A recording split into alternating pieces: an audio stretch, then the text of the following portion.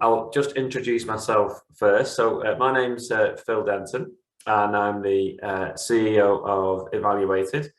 And Evaluated is a new next generation school improvement platform that you're welcome to have a look at and speak to me about.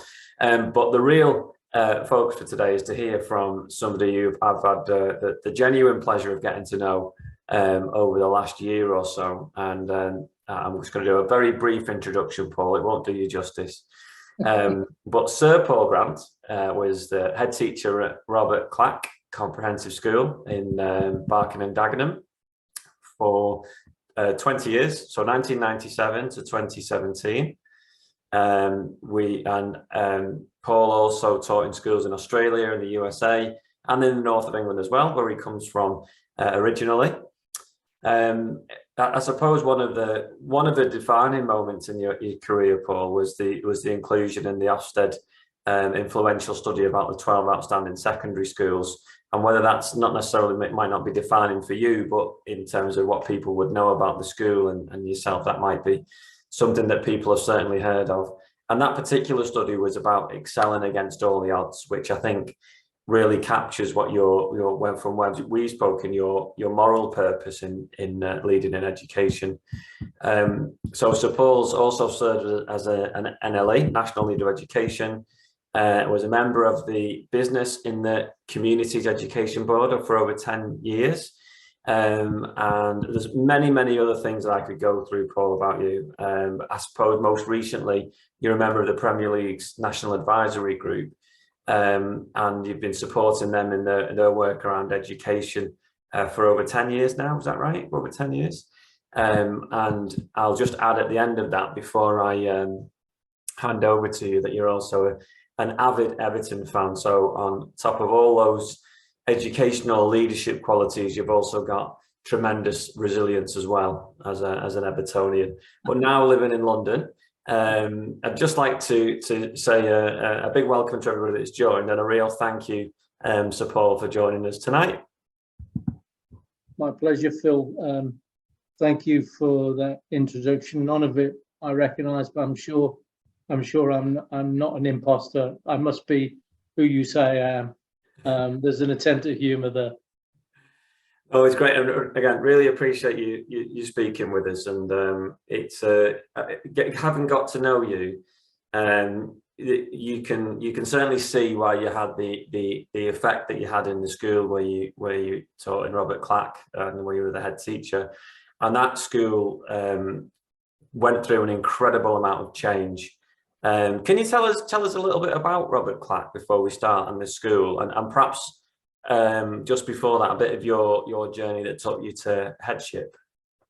Yeah, I mean, Robert Clack is part of the Becontree Heath Council Estate. When it was built at before the First World War, after the First World War, and then again in sort of added to with masonettes and tower blocks in the 60s. It was the biggest council stock in Europe. It was purpose built, and it was for East End people to get a new life. Certainly the people who left after the First World War were able to, they went to council houses that were modelled on the Essex farmhouse, so they could recognise that they were moving out, because Dagenham was a sort of leafy area at the time. Now it's part of conurbation of London. So people were looking to come for a new life, and like a lot of new places, if you like, the planning was about trying to put everything in local communities. And the school, Robert Clack,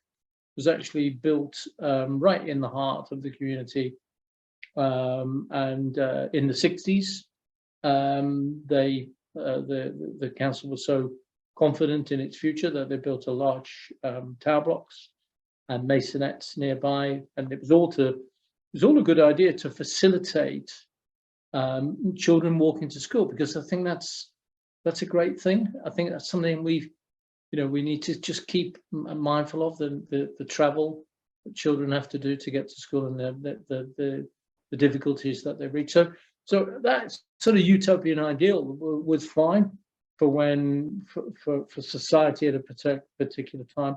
once the community became under pressure for various reasons, Ford's was a big employer. It stopped employing people locally in the 60s.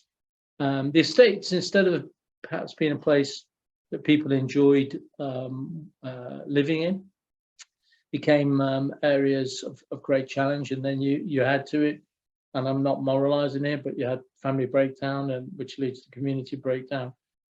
So the values of the state changed, and those values then, actually, because they were the values of the families or the individuals living on the estate, they then came into the school, and that became problematic for the school. That actually, the school, who was built originally on certain values, with certain expectations, and then, you know, from the 60s and 70s and 80s onwards, certainly the 80s, you know, challenging behaviour would manifest itself, and it was because people were under pressure. There wasn't the leadership, etc. So I mean, I got the job in 1997 because the school had plunged into perdition. It had gangs, the NF. Through Combat 18 was openly organised in the school. The children were intimidated, so were the staff. You had huge amount of truancy, but you had a lot of children not showing for school, and the exam results were absolutely appalling. You know, over 25% of the year groups were leaving without any qualification whatsoever. So it was a challenging environment. Now, I'm from Liverpool originally. I went to school in Borough, very similar area actually to Dagenham in many ways. You know, I learned some sort of harsh lessons going to school in Borough, but some really positive ones. So when I you know, completed my journey teaching abroad and teaching in the north of England, and I started in East London.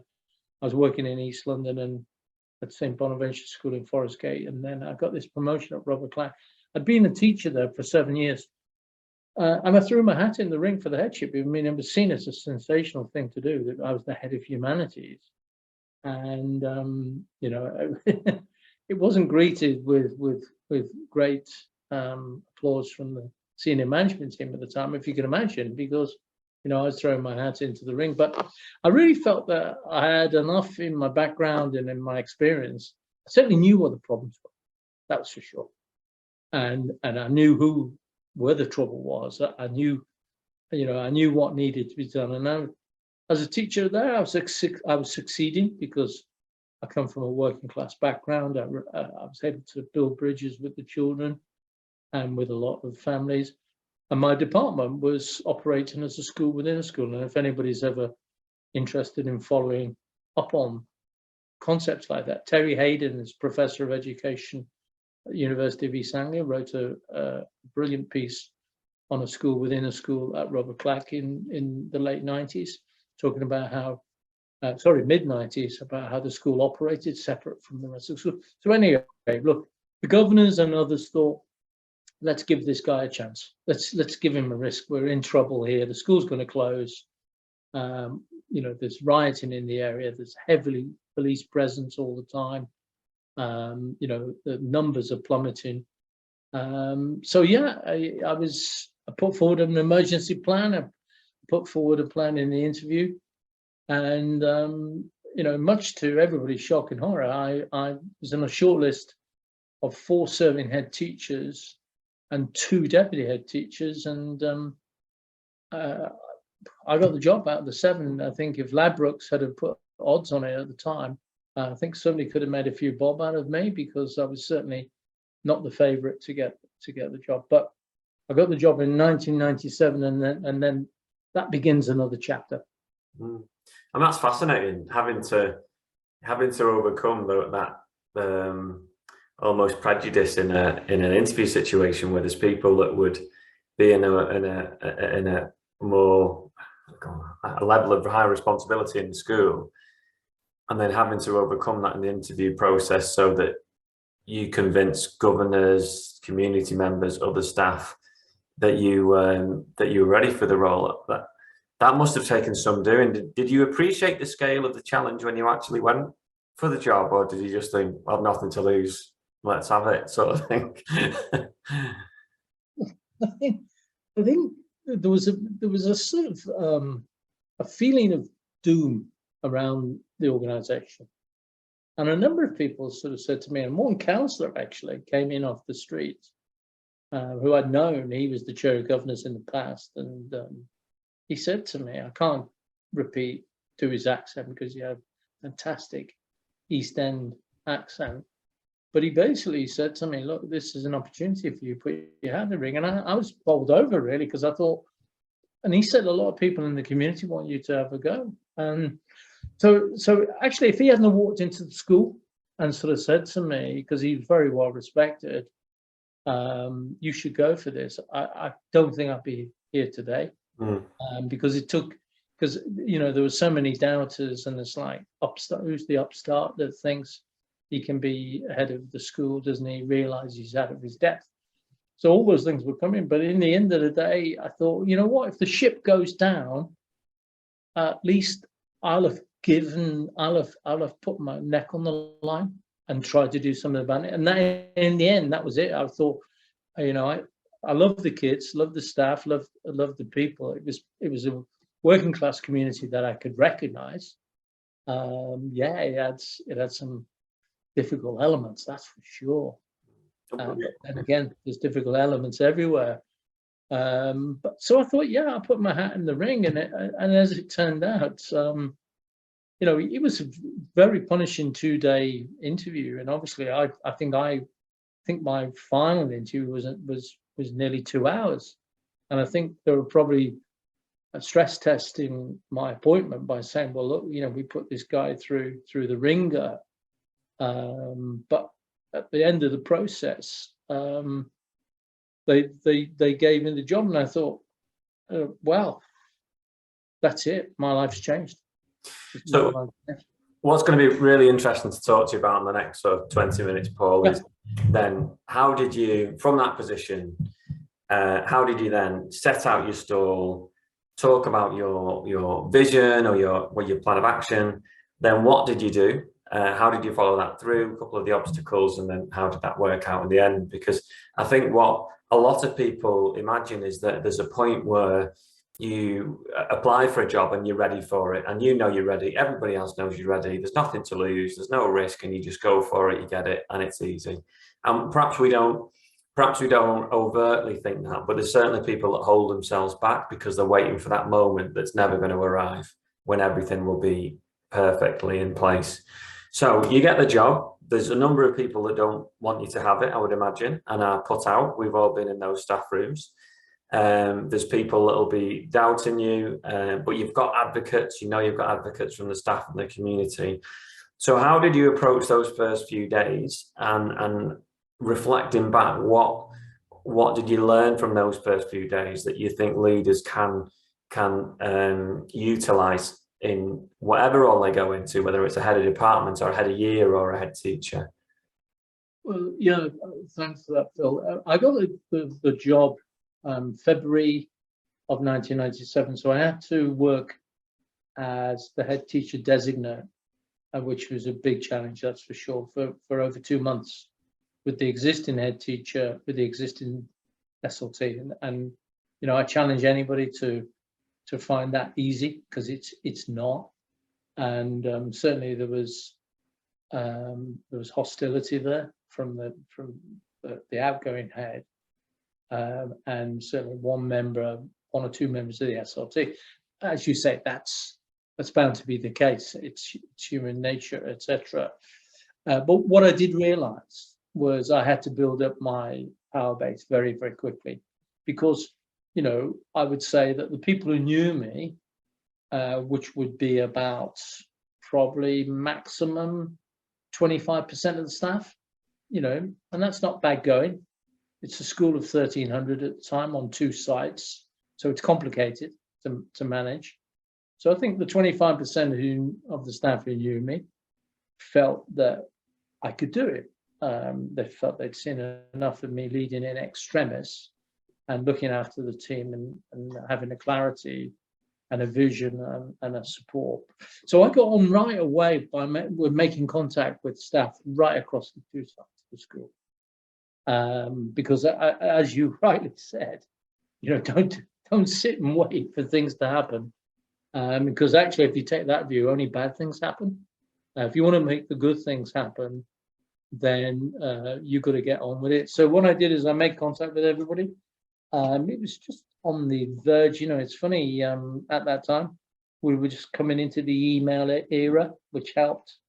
So in terms of technologies, you could send an email to somebody and say, look, I know we haven't known each other that well over a period of time, but I'd really like to meet with you and get your ideas about how you think the school should be shaped, what you think I should be concentrating on, we should be concentrating on, what you think the vision should be, where do you think we should go? And I took with me this, this is not the exact diary at the time, Exhibit A, if you like, but I took with me my trusty pen and my diary, and I met the colleagues. Some I vaguely knew, some I knew pretty well, but most I didn't know at all, other than to have said hello from time to time. And I said, look, it's a great privilege to be the head of the school. And I know not everybody's happy with my appointment, because a good dose of realism and humility never did anybody any harm. So I told them what the perception was, and it was the reality. I said, well, I'm not going to do this on my own. It's going to be all of us. And I know what a fantastic member of staff you are and what a contribution you make to this school. So I'd like to get your ideas. And if you don't mind, this is just between you and I. It's confidential. But because of my respect for you, I'd like to write it all down. And I managed to, I would say over that 2 months, I managed to do that maybe 100 times. I managed to find the time.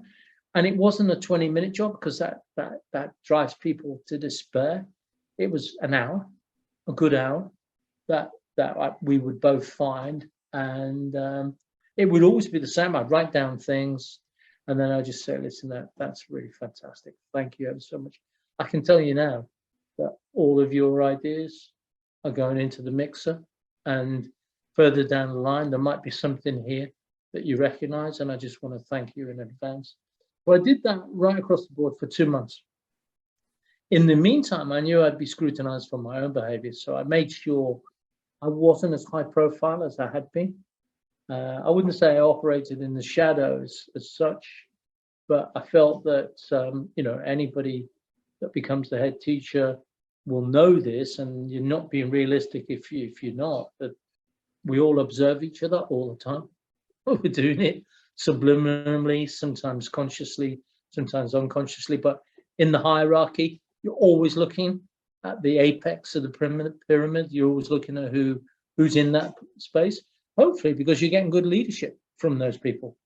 So you look in that direction because you think you feel good, because you've got a clear direction. So it's very, very important for me to not be out there in a public place flaunting the victory, if you like, which I would never do. It's not in my personality to do that. But so I kept a relatively low profile. But what I did do, particularly with the groups of young people who were out of control, is I did have a quiet word with some of them in a very polite way. I say, look, I've got to tell you now, if you want to behave like that on April the 14th, you're not going to last very long. I just want to, I know there's a good side to you, but because the behavior continued to be really shocking. So I mean, getting back to what you said there about vision and direction of travel, when I stood in front of the staff on the 14th of April in that hall of, I think, 83 teachers, 40 odd support staff, I think I'd spoken to everybody in the hall. I think I had. So in a sense, when I got up, people were expecting their views to be reflected in my address to the group, and I didn't disappoint them. I didn't disappoint them, and it's the longest speech I've ever given in my life, but it's the most important because I had to win over when I say I'd spoken to everybody, no, I hadn't. There were 20 of the people in the room that just wouldn't have been worth it because they didn't want things to change. So yeah, I've spoken to 80% of the people. I tried to make a connection with others, but they didn't want that to happen. So certainly when I spoke to the group, they recognized that that what they'd said had been taken into account. They recognized that my priorities were their priorities. They recognized that what we were going to do, the strategy, had come from them. So, I mean, I got a standing ovation, and to this day, it's like, wow. I mean, it was unexpected, but I think it was to do what we always talk about as human beings, that if we're in absolute despair, we think we're going to lose our jobs. People felt the school was, and then somebody turns around and says to them, do you know what? You people you've been disparaged as absolute rubbish, and you're not. You've got a lot of quality now. Some of you are in bad habits. That's got to change. I'm not castigating anybody for that. Some of you are not doing your duties properly. I'm not castigating. I said, we start with a clean slate, but I know you can do this. And these are the things we're going to concentrate on.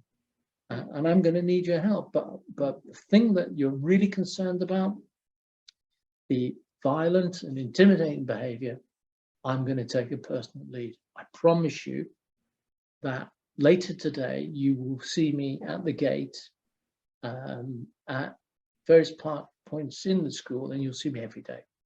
And I hope you feel confident to join me as we will have explained to the children in all the assemblies about how we want the school to be managed with them, how we want the best outcomes for them, but how we cannot tolerate this intimidating, violent, oppressive atmosphere, and how we're doing it to protect them. But I'll be at the front, and I'll be meeting all the people that you're intimidated in meeting.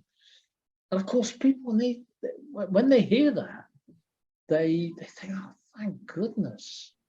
There's now obviously the hard work begins from there. So look, I've gone on at length, and I've covered, I think, 3 or 4 of your questions there, Phil. But you rein me back in, and no, it's really interesting because I'm just thinking about that 20% and how because a lot of the time when we work with groups of children or groups of adults, a lot of our time can be spent with that 20%.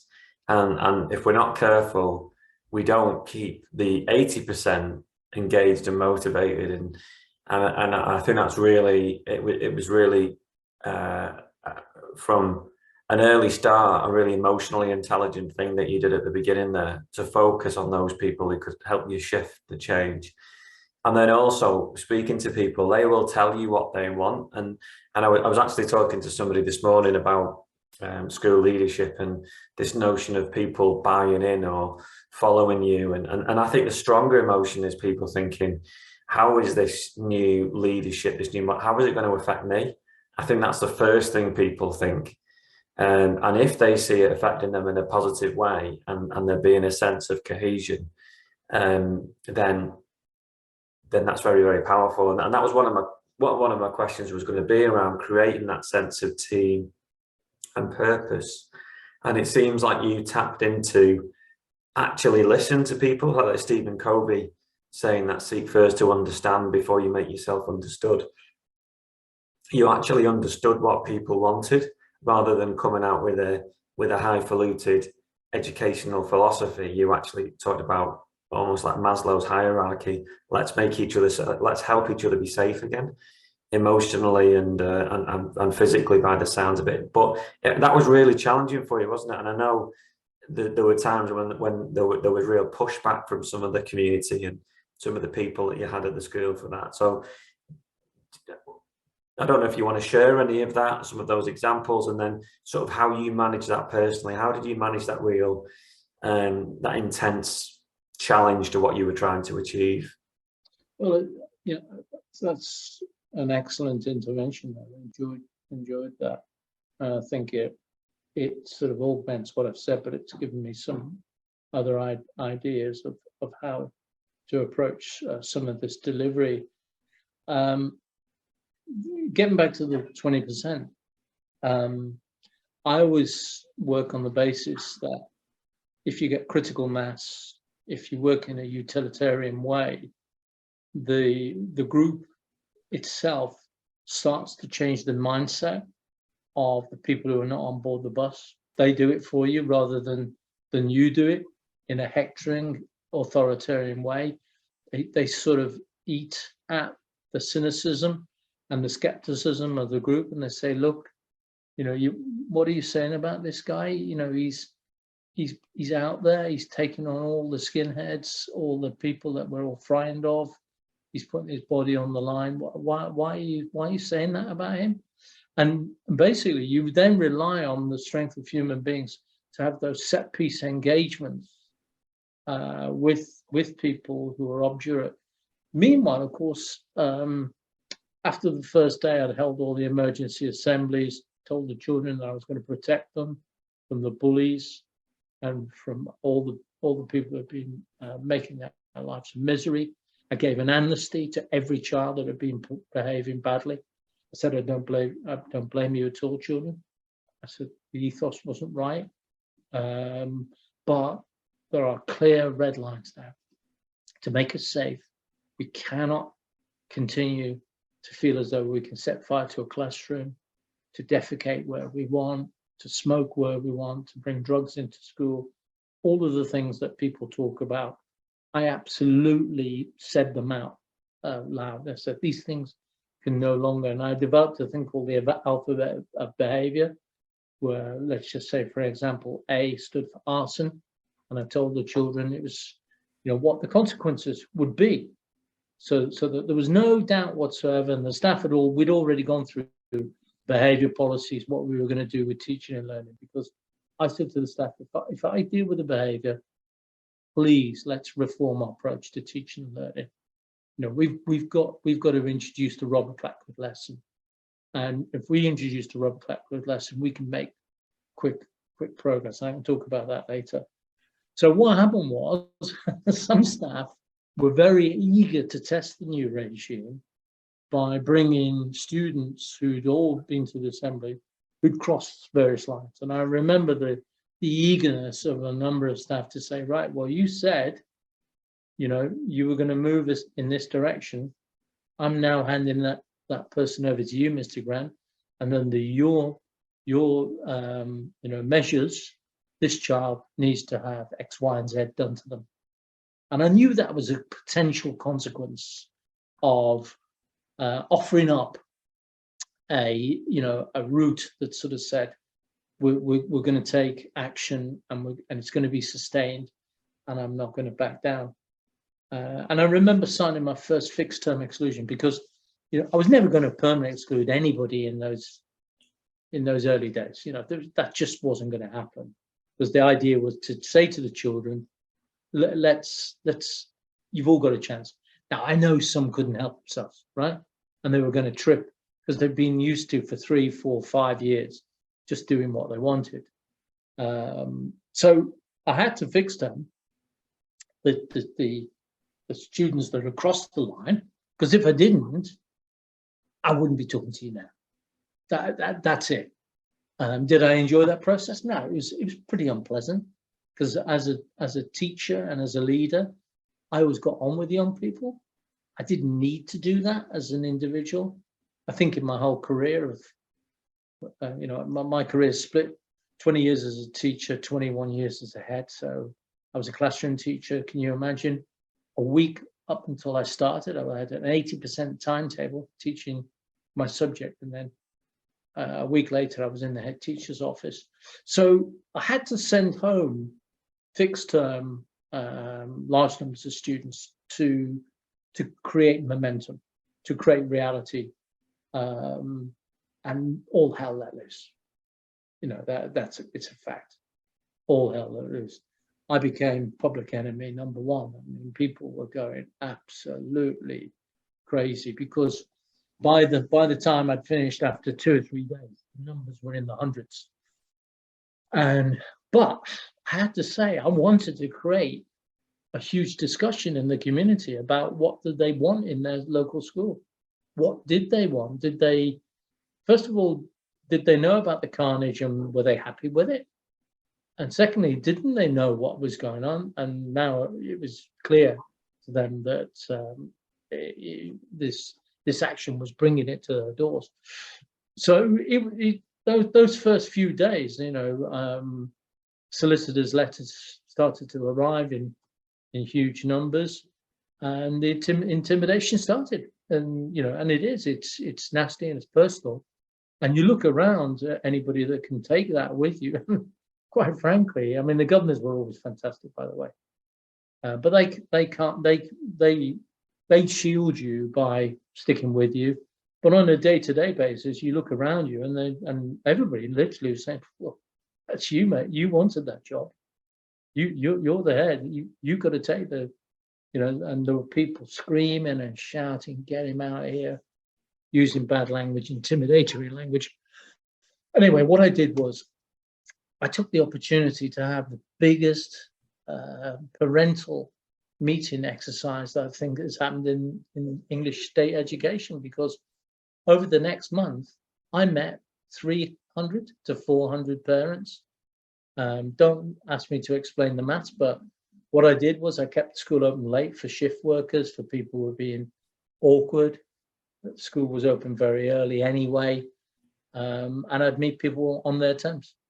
And they come into the office, and I say, and I said, "Look, can you bring your child, or if you're not a parent, can you bring, you know, the pupil with you?" And it would always start off with me saying, "Look," and you know, well, it'll start off with them going crazy, right? And I allowed them to do that. I didn't let it go to the point where it was just foul language. I said, "Look, you know, get it off your chest. Get it off your chest." And I remember saying that. "So I can see you're very angry, far away." And for about 10 minutes, people would just describe you as one of the worst, most incompetent, out of depth individuals that they'd ever met in their life. But I wasn't going to last 2 seconds, that people were going to get me out, etc. And at the end of it, I remember feeling incredibly calm. I mean, I don't know where it came from, but I remember sort of saying that. I said, "Look, I know how you feel. I know how you feel. There's hundreds of people feel like you, and they want me out." And I said, "You know, that might happen." I said, "But before that happens, I can tell you, I'm doing this for your child. Your child is, let me just tell you what goes on in this place each and every day." And for the ones who were rational, 95%, when I came back and I said, "Look, you know, I can understand you want to get me sacked. I mean, I've got the number and the card of the person that you need to speak to at the town hall, but I warn you, there's a bit of a queue." That was my only little bit of humor that I threw in there, a bit of gallows humor. But 95%, when I explained to them where I was going to try and take the school, and how actually, rather than being the bogeyman, I was actually the one that cared to sort of say, "I think it's a disgrace that your child is getting this, you know, 10th rate education." Then they put me on notice. They said, "Right, okay. Tell you what, we'll watch you closely. Don't know whether you're going to make it or not. Don't know whether you, but what we'll do is we'll back off. We'll back off. We'll accept this punishment. My child will come back, and then we're just going to watch you. We're going to watch you closely." And in an area like Dagenham, and an area like Borough, That's the best you can do. That's not bad, actually. It's better than we're going to spend each and every day trying our best to get you out of there. It's better than that. And as it turned out, of course, what happened was, sounds like a Hollywood film, but over the next weeks and months, and lots of things I can talk about went on to reinforce that. But suddenly because I was out in the streets all the time, the tower blocks, I answer calls, that high visibility is absolutely essential. But you could hear people saying, oh, that's that northerner. Didn't call me a Scouser, that's that northerner. You know what? I thought he was an absolute lunatic, but I think he might be all right. And as soon as people start saying those things, you know that you're not going to get a pat on the back, you're not going to get praise, but you're going to get sort of peaceful coexistence to start with. So certainly, the local authority was magnificent with the solicitors' letters. The governors held the line. There was no sign of backing down, but there's a big lesson there, I think, for all of us, that the exclusions went up to 200, 300. So you can imagine people would be nervous. That's 300 out of 1,300. But the other 1,000 were having a brilliant time in school, for the first time ever. So they were going home and telling their mum and dad or whoever's in charge that actually school's been the most peaceful in there. They can actually get taught, etc. So integrating all those children back in, for many of them, it was easy. For about 20, it was very, very difficult because there were such deep-seated issues that had never been dealt with. But listen, again, I've gone probably way off the point there, but hopefully that answers what question you asked me.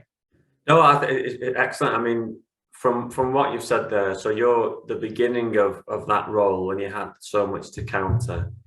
You really took the time to build relationships and gain an understanding from people.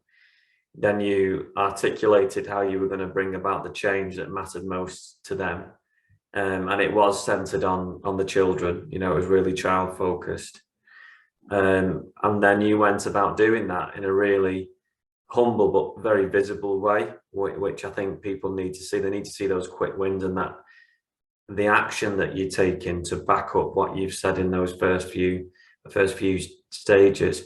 And I'm sure that community, I like what you said about meeting with the parents and articulating what was actually going on in the school, because you're always going to get 5% that aren't of sound mind, that will just want their child to be able to run around and cause a mock and do whatever they want. But the vast majority of parents want them to come in and be successful.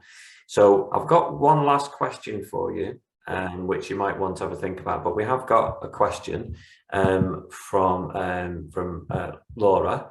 What strategies did you put in place for those challenging transitions? So in terms of the children coming back and them reintegrating back into school, the behaviours, the community challenge that you had, what practical strategies did you put into place that were impactful for you? Well, that's a great question from her, because did you say it was Moira? Laura. It was a great question because, of course, it was before the great investment in behaviour units. It's a little bit one-trick pony territory, 1997. Schools had not really made the adjustments, the necessary adjustments about special needs. That was like so way off the radar. So I had to create a team overnight, the best teaching assistants, find a room, get the special needs department to get some extra investment, etc., because that was the logical place, because there was no, other than a removal room, there was no there was no infrastructure in place. So that was absolutely key to, because what she said there is absolutely right, because children were coming back and some of them were easy to integrate quickly because they'd been caught out, and I had to exclude them because they'd gone across the red line. But actually, they'd learned their lesson. But for the 20 who were high risk, we knew they weren't going to last at all unless we had some careful reintegration into classes, because the same thing that brought about the first exclusion would happen again. So we really invested overnight in the special needs department and tried to get the best, as I said, teaching assistants promoted overnight, if you like, allocate heads of year, allocate people from the system, and really create something whereby we had almost 24/7 communication with those families, or with the group around those children, so that we could in some way try and contain their issues, so that they didn't go out. You're trying to change the school with let's say 1,280 children, and some of them are not perfect. But if you've got kids running right down the corridors, left, right, and centre, setting the fire alarms off, you're not going to get far. People are not going to say this is a new era. So getting them into a place where they were going to get some education, because they hadn't had any education, really, in truth, because they were in and out of the removal room, it was absolutely key. So when the Labour government came in and then started the investment in New Deal, and of course I was ahead because I served for such a long time during that period of time, then we were able to get the investment in schools for learning mentors. Learning mentors didn't exist in schools until the late 90s. People might think they've been there since the year dot. So all those, the support units, etc. But the first period of time, which was the most vital, was literally finding spaces and finding capable adults that could make sure we got the modicum of education that we needed to get, but at the same time contained and changed the individual. Inevitably, and it's with great regret, after efforts of trying to contain with those young people, I think 8 in the end had to be permanently excluded, because basically everybody could see they weren't changing. And if you've got critical mass and everybody's saying we're going into a new era, and yet children are doing things that all the rest of the children are saying, look, Mr. Grant, you've told us that era is finished. I said, yeah, well, what, it's almost the kids who come to you saying, what are you going to do about? So yeah, I mean, it's a great question. And the school, in truth, had to respond overnight with, when we sent the kids out, we knew we had to have a place when they came back. And the favorite place is always for things like this is because it was a lot of demountables in the school, was having a demountable area which we could maintain, which was safe, which was appropriate, and we could put those young people there. Yeah. So yeah, that's what we did. Great. Well, a couple of other questions. Apart from behaviour, what other challenges did you face from within the school during your time as a head? Well, I knew that the school wouldn't go into any era at all unless we changed the nature of what constituted a lesson in the school. Because there were people, I don't want to stereotype, but there were brilliant teachers delivering, right? They were delivering. Sadly, not in big numbers. Then there were people sort of, sometimes they'd have a good lesson depending on who was there, sometimes other. And then there were people just taking the mickey because they had enough nous to keep the kids at bay. But it was rudimentary stuff. There was no stimulus, there was no preparation, etc. So what I wanted to do was to develop the Robert Clack lesson, whereby every lesson had a clear objectives. Every lesson had clear learning interaction. And every lesson had a conclusion, some learning points. That was revolutionary at the time. Nobody talked to, let me tell you, nobody in the system, when I started talking those times, Robert Clack was a pioneer in that regard. So the teachers at Robert Clack, they deserve great credit. So what we did is we took as many staff as wanted to go away for residential, and we very, very quickly developed the Robert Clack lesson, because it can't be a top-down exercise. Everybody had a discussion on their set tables. Everybody knows how that works, and then you bring together this idea, and we all agreed to that we had to have objectives. Whether it was a PE teacher out on the field, it was a music teacher. Everybody had to, and we had to explain those objectives to the children, and we had to say to them, what the lesson, we were hoping the lesson would develop, etc., etc.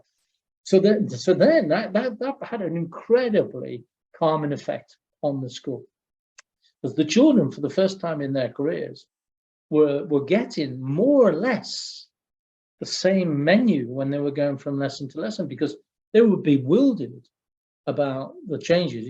There'd be one room, they go to one room where the teacher had prepared their lesson to the nth degree, and then the next room, it would be have a teacher saying, right, read that book for the next 40 minutes, right? And I'll ask you a few questions on it or whatever. So the obstacle there is that every teacher, you have to argue with them and in a constructive way, and say that this is not about taking your individual freedom to innovate and be creative. It isn't. This is about a foundation principle, foundation stones that are in place that protect all of us. If the children get used to learning, because they didn't know how to learn, they didn't know how to behave. If they get used to being taught, these are the essentials of learning, then we can deviate from the Robert Clack lesson. It's not, people got obsessed with the national curriculum, which, by the way, I thought was a very good thing, because I taught before the national curriculum, because I started my teaching career in the 70s.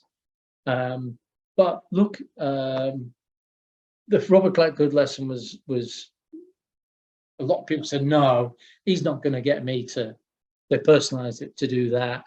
But actually, once the staff said that this is our model of teaching, then the outliers were easy.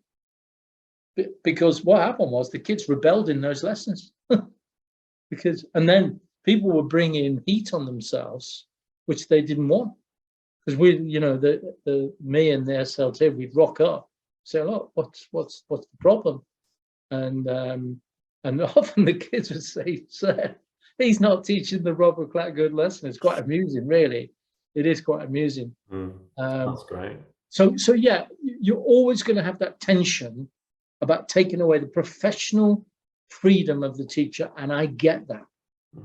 But in the interests of the community, in the interests of which was a big community, I think we had a sensible, people rode back from that, say, yeah, let's enact that. And of course, you had 20 people who never really signed up, because I got the job. I started my tenure in April, so I actually did 21 years, in terms of the contract. Well, 20 years and 6 months, not that I'm counting. And so many of those teachers left at the end of the first year. And I wouldn't want to rubbish any of them, but a lot of them didn't like the new professional accountability. Because I was saying to people, got to get to lesson on time. If we're going to lay down the law to the kids, we've got to raise our own game. Yeah. We've got to raise our own game. We've got to be professional at the time. You can't come out the staff room 10 minutes after the bell, etc., etc. So I was shaking up things for some people, which I was making their lives difficult. Yeah. Not intentionally. So that sort of elephant in the room was always there.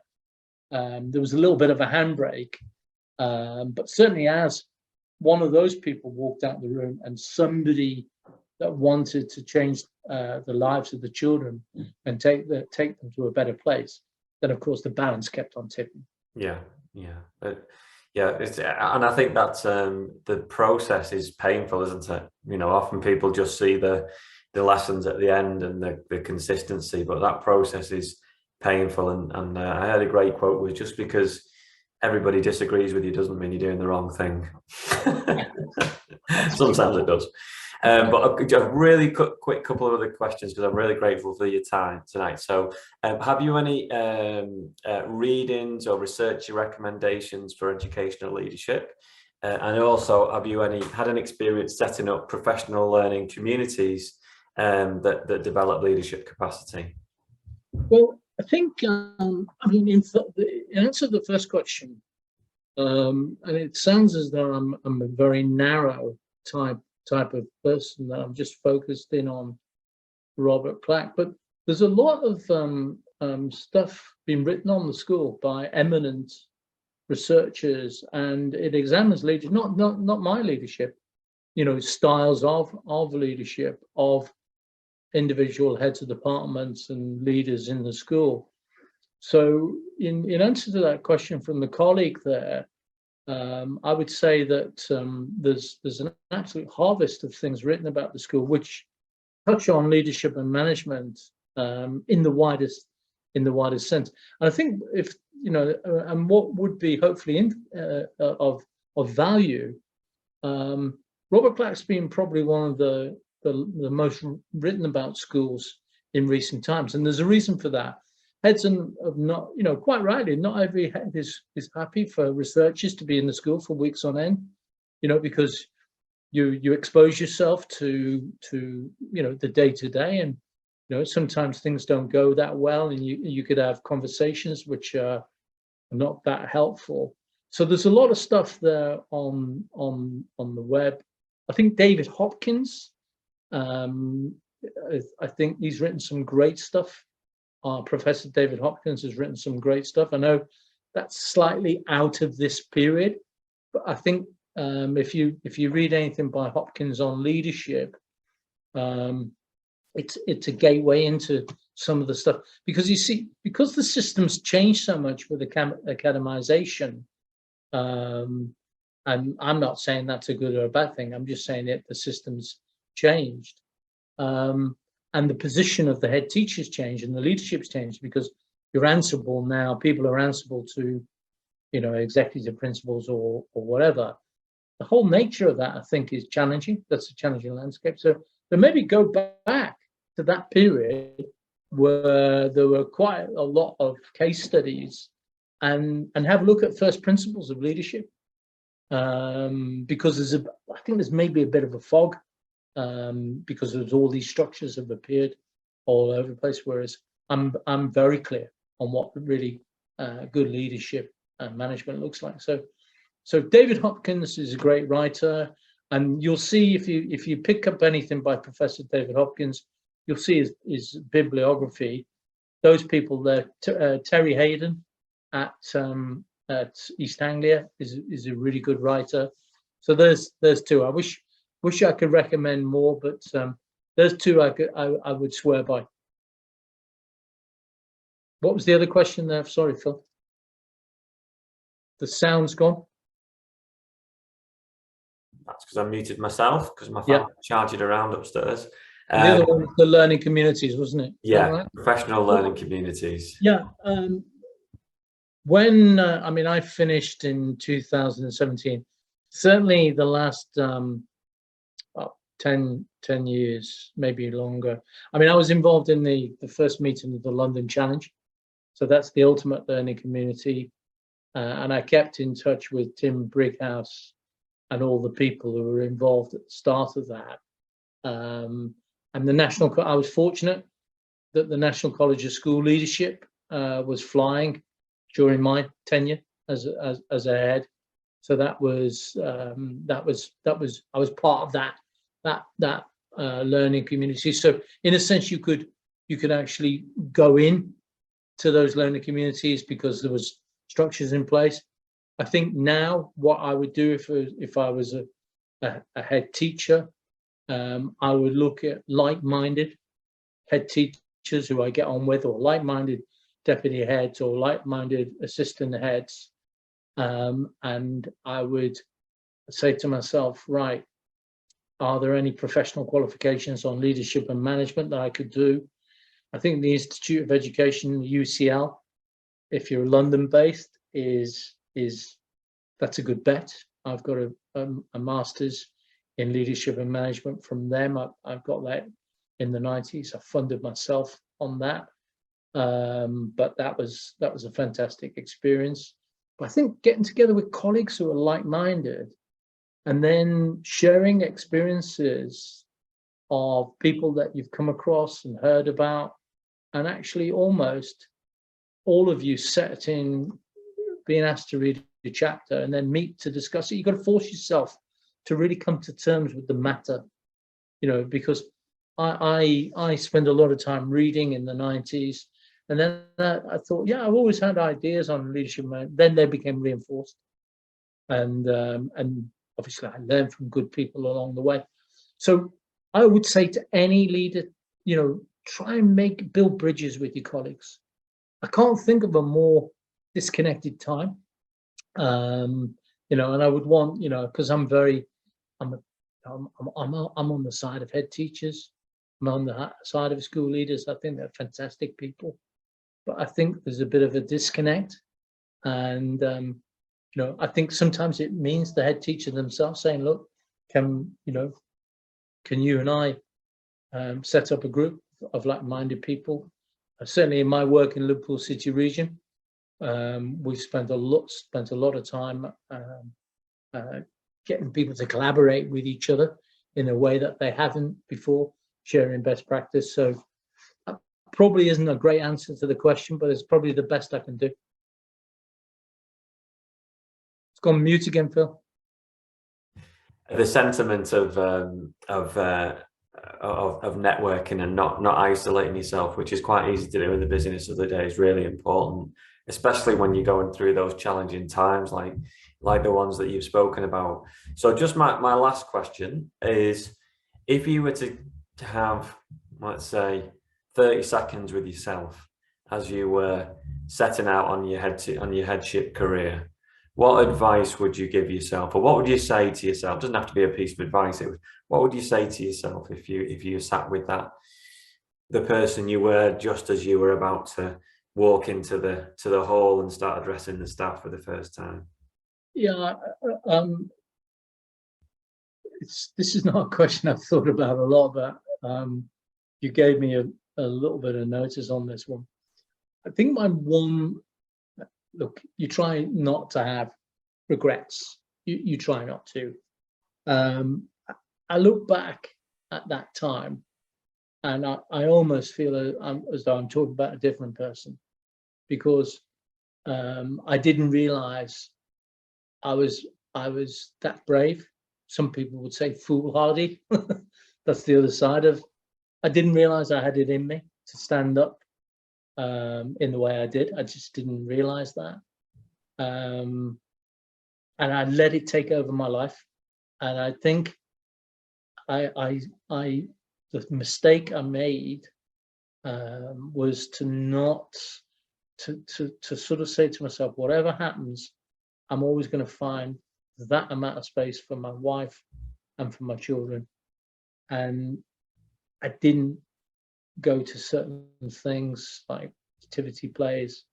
I remember being very upset with myself that I didn't go to the funeral of my Uncle Paddy, who was my godfather, and I used the excuse that I couldn't be away from the school because school, I got obsessed with presenteeism.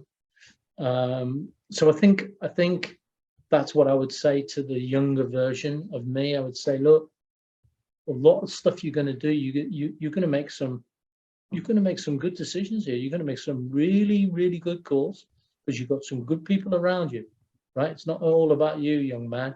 It's about the people around you.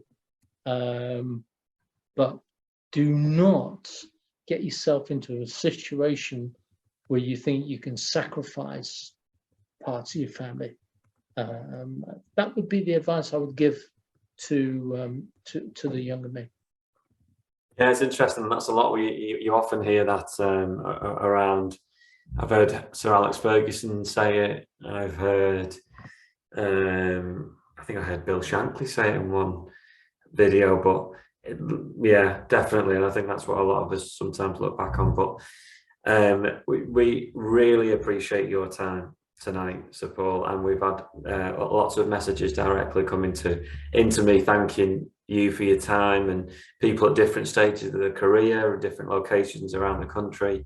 So we're really grateful, and we'll get this webinar uploaded, and I know it'll be an incredibly valuable resource for people who might be about to embark on a new role, and I think your insights have been fantastic. So really appreciate it, and thanks so much.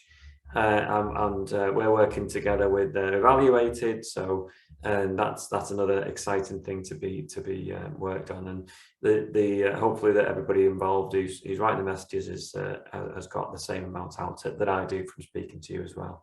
So thanks very much, Sir Paul, and thank you very much to everybody who's joined us tonight and asked questions. Everybody that's dropping the thank you messages, you're most welcome, and please do get in touch via LinkedIn or the Evaluated website, and it'd be great to link up with you and keep the connection going. So have a great evening, everybody, and thank you. Thank you, Phil. Good night, everybody. Thanks, Paul. Thanks All very the best. much.